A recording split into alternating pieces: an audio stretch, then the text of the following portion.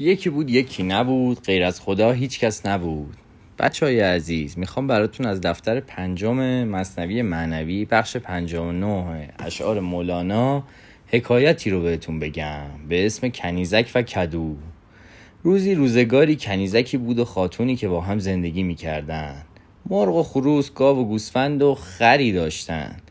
از شرایط خاتون خبری نداریم، اما کنیزک میتونیم که فرط ناچاری با خر کارهای بد میکردن. کنیزک برای اینکه کارهای ناجورشون منجر به پارگی نشه، یک کدو رو اونجای خر میذاشت و این چاره کارش بود. از اونجایی که بهار فصل زیبایی بود، اون خره هر روز لاغر و لاغرتر میشد.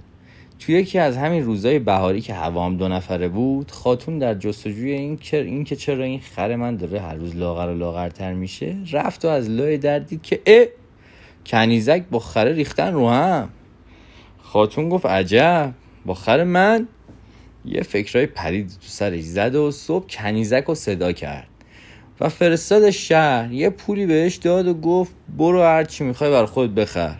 کنیزک هم خوشحال و دوان به شهر رفت و خاتون بالاخره با خره تنها شد. خلاصه که خاتون رفت پیش خر و دراز کشید ولی به خاطر بی‌دقتیشون کدوه رو ندید و نذاشت.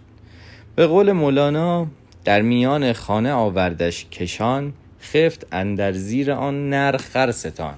خر مؤدب گشته در خاتون فشرد، تا به آیه در زمان خاتون بمرد. بردرید از زخم شیر خر جگر، روده ها بسکسته شد از همدیگر. خلاصه خاتون ما بد جوری در و داغون شد و دم نزد و همونجا فوت کرد. به قول مولانا، دم نزد در حال آن زن جان بداد، کرسی از یک سو و زن از یک سو فتاد. غروب که کنیزک برگشت و این صحنه رو دید، خب خیلی شوکه شد اما یه نصیحتی کرد و گفت چطور شد که تو شیر رو دیدی کدو رو ندیدی؟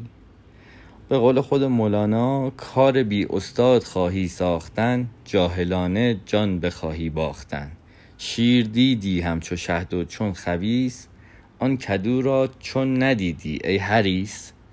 این حکایت رو با همین پند تموم میکنیم که تو زندگیتون سعی کنید اگه شیری رو میبینین کدوش هم ببینید. شب و روزتون خوش. تا حکایتی دیگر، خدا یار و نگهدارتون.